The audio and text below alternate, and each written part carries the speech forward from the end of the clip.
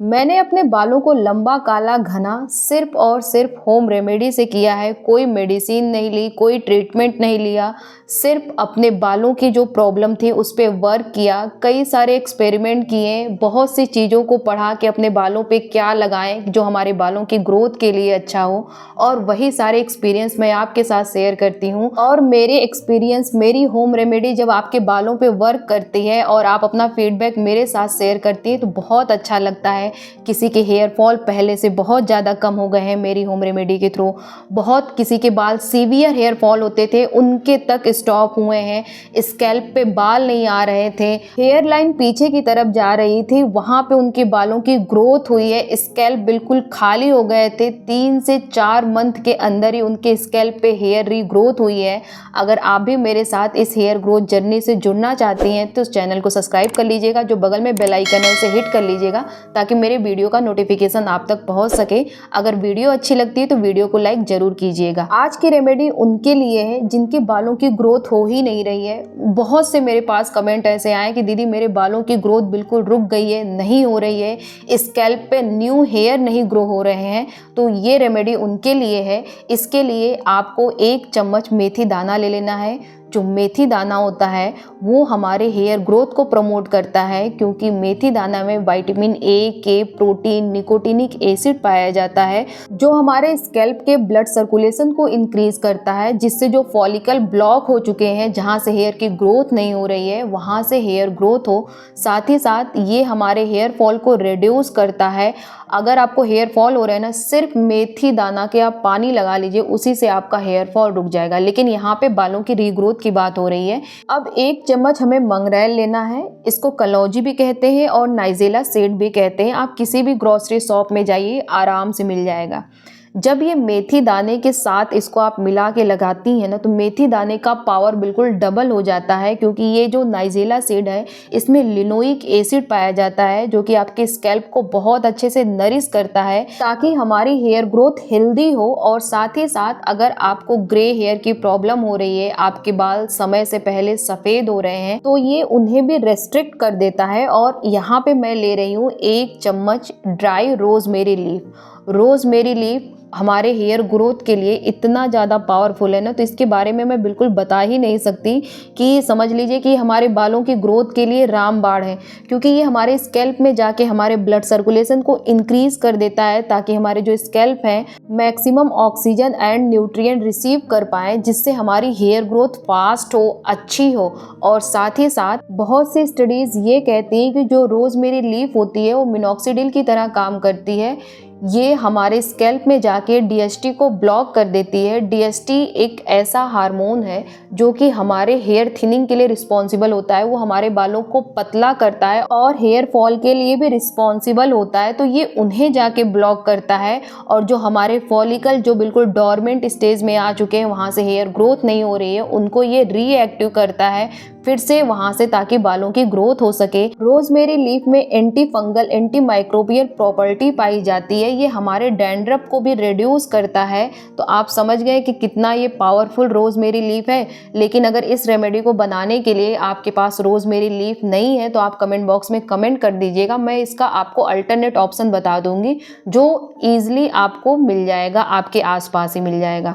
यहाँ पे मैंने 1 गिलास पानी लिया था और इसमें इन तीनों चीज़ों को मिला के, यानी मेथी दाना, कलौंजी और रोजमेरी लीफ को मिला के इसको उबाल लेना है। तब तक उबालना है जब तक ये पानी आधा ना हो जाए। आधा हो जाने के बाद इस पानी को आप छान लीजिए। छानने के बाद आप ये देखिए इस तरह से इसका कलर आना चाहिए। अगर तीनों चीज़ें आपस में प्रॉपर अच्छी तरीके से मिल गई हैं तो आपको बिल्कुल ऐसा ही कलर मिलना चाहिए। जब मेरे बालों की ग्रोथ नहीं होती थी ना, आप इस फोटो में देख सकते हैं, इस फोटो में भी थोड़े बहुत बाल बढ़ गए हैं, क्योंकि उस समय मैं इस हेयर टोनर को लगाना स्टार्ट कर दी थी। और उस समय तो बाल की हालत इतनी बेकार थी ना कि पूछिए मत, बिल्कुल एकदम पूंछ जैसे हो जाते थे। बालों को ऐसे चोटी करने की तो इच्छा ही नहीं होती थी। बट इस हेयर टोनर ने तो मेरे बालों के साथ कमाल ही कर दिया, बालों की ग्रोथ कराई, प्लस मेरी हेयर लाइन पीछे की तरफ जा रही थी, आगे से बिल्कुल माथा ऐसा चौड़ा सा दिख रहा था, वहाँ पे भी बेबी हेयर ग्रो हुए हैं। लेकिन अगर आपको बहुत ज़्यादा सीवियर हेयर फॉल हुआ है, स्कैल्प खाली हो गए हैं, तो आगे मैं आपके साथ सेकेंड रेमेडी शेयर करूँगी। आप उसको और इसको दोनों को ट्राई करिएगा, और कैसे ट्राई करना है मैं पूरी तरीके से वीडियो में अच्छे से आपको समझा दूंगी, ताकि आपको ये समझ में आ जाए कि दोनों रेमेडी को कैसे आपको ट्राई करना है। और दोनों ही रेमेडी आपके लिए बेनिफिशियल है, आपके बालों की रीग्रोथ कराएगी, आपके स्कैल्प जो खाली दिख रहे हैं वो नहीं दिखेंगे, वहाँ पे बालों की ग्रोथ होगी। सबसे पहले इसको कटोरी में थोड़ा सा आप निकाल लीजिए और कॉटन की हेल्प से अपने रूट पे लगाइए, जहाँ से हेयर फॉल हो रहे हैं, जहाँ पे आपके स्कैल्प खाली दिखाई दे रहे हैं। कॉटन से इसलिए बोल रही हूँ कि ईजिली कॉटन क्या करता है, इस हेयर टोनर को एब्जॉर्ब कर लेता है और बहुत अच्छे से आपके स्कैल्प में, हेयर के हर एक रूट में बहुत अच्छे से ये लग जाता है। और वहाँ पे ऐसे नहीं कि बस इसको आपको टच करना है, आप देखिए लगाने के बाद वहाँ पे मैं हल्का सा रब कर रही हूँ कि थोड़ा इस हेयर टोनर का अमाउंट भी ज़्यादा हो और हमारे जो स्कैल्प है उसके अंदर वो अच्छे से एब्जॉर्ब हो जाए। तो आपको हर एक रूट पे प्रॉपर तरीके से ये 5 मिनट का टाइम लेता है कम से कम आपको लगाने में। अगर छोटे हेयर है तो हो सकता है आपके बालों में थोड़ा कम टाइम लगे, लेकिन मुझे ईजिली 5 मिनट से ज़्यादा लग जाता है। यहाँ पे आप देखिए हर एक पार्ट पे, स्पेशली मांग और हेयर लाइन पे तो मैं बहुत ज़्यादा लगाती हूँ, क्योंकि मांग निकालते निकालते वो धीरे धीरे चौड़े होते जाते हैं। लेकिन आप यहाँ पे देख सकते हैं मेरे मांग उतने चौड़े नहीं हुए हैं। और इसको लगाने के बाद हल्का हल्का सा मसाज दे दीजिए, ताकि आपका ब्लड सर्कुलेशन फास्ट हो और ईजिली ये हेयर टोनर आपके स्कैल्प में एब्जॉर्ब हो जाए। तो कम से कम 2 से 3 मिनट अगर आप चाहे बिना हेयर टोनर लगाए अपने बालों को मसाज दीजिए, जिससे आपका जो स्कैल्प है उसमें बालों की ग्रोथ हो। सेकेंड जो मैं रेमेडी की बात कर रही हूँ, उसके लिए एक छोटा सा प्याज लेना है। अगर इससे भी छोटा ले सकती हैं तो ले लीजिएगा, क्योंकि ये जो रेमेडी है इसको आप बना के रख नहीं सकती हैं, बनाना है और यूज़ करना है। प्याज में सल्फर पाया जाता है, जो आपके बालों की रीग्रोथ के लिए बहुत ही ज़्यादा पावरफुल है। अगर इसे आप मेथी दाने और रोज़मेरी लीफ के साथ लगाती हैं तो इसका पावर समझ लीजिए 10 गुना हो जाता है। तो सबसे पहले इसका हमें जूस निकालना है। चाहे तो आप ग्राइंडर जार में डाल के इसको पीस सकती हैं, लेकिन एक छोटा सा प्याज ग्राइंडर जार में बहुत अच्छी तरीके से पीसता नहीं है। तो यहाँ पे मैं इसको ग्रेट कर ले रही हूँ और एक प्याज से आराम से 1 चम्मच प्याज का जूस निकल आता है। ग्राइंडर जार में क्या होगा ना, जूस अच्छे से निकल नहीं पाएगा और प्याज इधर उधर फैल जाएगा और पानी आपको इसमें बिल्कुल डालना ही नहीं है। तो ग्रेट ही कर लीजिएगा, ज़्यादा बेटर होगा। उसके बाद आपको ले लेना है चाय छन्नी, जिससे आप चाय छानते हैं, उसको 1-2 बार धुल लीजिएगा। धुलने के बाद ये जो ग्रेट किया हुआ प्याज है उसको उस पर रख के हल्का सा ना स्पून से अगर इस तरह से आप प्रेस करेंगी तो सारे जो इसके रस हैं वो बाहर निकल आएंगे। अगर आपके पास देसी प्याज है या जो घरों में आप यूज़ कर रही हैं उसी प्याज को लीजिएगा। ज़रूरी नहीं है कि हाँ जो प्याज मैं आपको सजेस्ट करूँ या फिर जो आप वीडियो में देख रहे हैं वही लीजिए। अब इस प्याज के जूस को यहाँ पे निकाल लेना है और आपके बालों में जितना ये हेयर टोनर लगे उस हेयर टोनर को उसी प्याज के जूस में मिला लीजिए। इसको नहाने से 2 या 3 घंटे पहले बालों में लगा लीजिए, या तो मैं ये कहूँगी कि सुबह उठ के आप नॉर्मल अपनी रूटीन को फॉलो करते हुए आप इसको अपने बालों में लगा लीजिए और जब भी आपको 2-3 घंटे बाद बाल धुलना हो धुल लीजिए।